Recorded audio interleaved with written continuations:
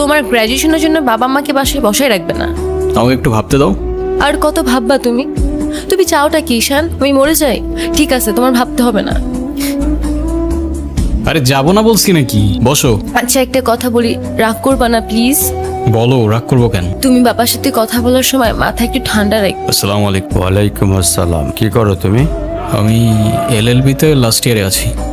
ও student, তোমার উদ্দেশ্যটা কিন্তু আমি বুঝতে পারছি। জি স্যার। তোমাদের মতো ছেলেরা কেন আমাদের মতো বিজনেসম্যানের মেয়েকে টার্গেট করে, কিসের লোভে, সেটা আমার খুব ভালো করে জানা আছে। বাবা কি বলছো এসব? তুমি চুপ করো। তোমার ফ্যামিলিতে আর কে কে আছেন? বাবা মা দুজনেই আছেন, তারা আমার সাথে থাকে না। বাবা মাকে ছেড়ে চলে গেছেন নাকি মা বাবাকে? আপনি ঠিক কি মিন করতে চাচ্ছেন আমি ঠিক বুঝলাম না স্যার।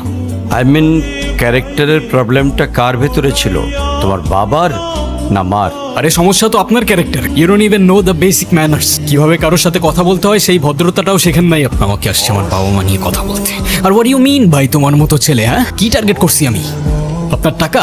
অবভিয়াসলি। আপনার হয়তো আমার ব্যাকগ্রাউন্ড সম্পর্কে ধারণা নেই স্যার। আপনাদের মতো সো কল্ড বিজনেসম্যান আমার বাবার অফিসের লাইন দিয়ে দাঁড়িয়ে থাকে। আমি এখানে আসছি শুধুমাত্র ওকে ভালোবাসি বলে, সেকেন্ড কোনো উদ্দেশ্য সমান। তোমার ক্যারেক্টার সম্পর্কে আমি খুব ভালো করে জানি। তুমি রাস্তাঘাটে মাস্তানি করো, আর তুমি কি করে ভাবলে যে তোমার মতো একটা স্কাউন্ডারের হাতে আমার মেয়েকে তুলে দেব? তো আপনার মেয়েরে কে বলছে আমার হাতে তুলে দিতে? আমি বলছি বাসায় ডেকে আনছেন অপমান করতে। আপনার বাবা মাই তো আপনাকে ভদ্রতাটা শেখাইতে পারে। এই মুহূর্তে আমার বাড়ি থেকে বেরিয়ে যাও। Get out! ঈশান আমি তোমাকে বারবার বলছি বাবার সামনে রাগটা একটু কন্ট্রোল করে ভদ্রভাবে কথা বলতে। আমার জন্য এতটুকু করতে পারলা না? আমি বাবাকে অনেক কষ্ট করে ম্যানেজ করছি। তুমি জাস্ট একটা বার কি সরি বলো, সব কিছু ঠিক হয়ে যায়। আমি কেন সরি বল? উল্টা তোমার বাবাকে বলো আমাকে এসে সরি বলতে।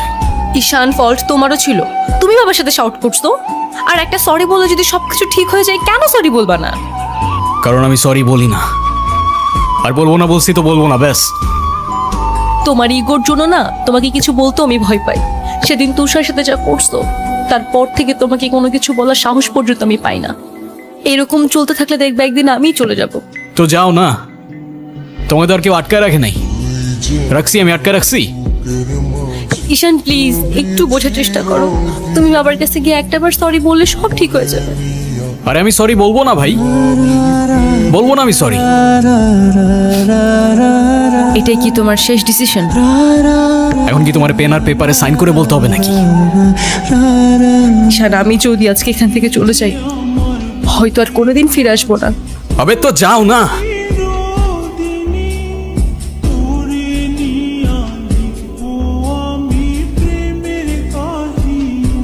তোর হয়ে আমি ক্ষমা চেয়ে নিচ্ছি।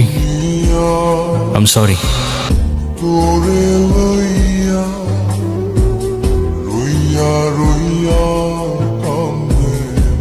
নূর, কি হয়েছে স্যার? আমার জেদের জন্য আমার মেয়ের লাইফটা শেষ হয়ে গেছে। ওরা আমাকে অনেক বোঝানোর চেষ্টা করেছিল, আমি বুঝিনি। ভেবেছিলাম আমি যে ছেলেকে চুজ করব সেই হবে ওর জন্য বেস্ট। চাকরি, সরকারি চাকরিজীবী দেখে ভেবেছিলাম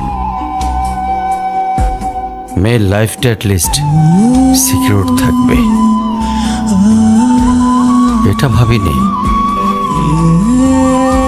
ভালো চাকরি থাকলেই ভালো মানুষ হয় না।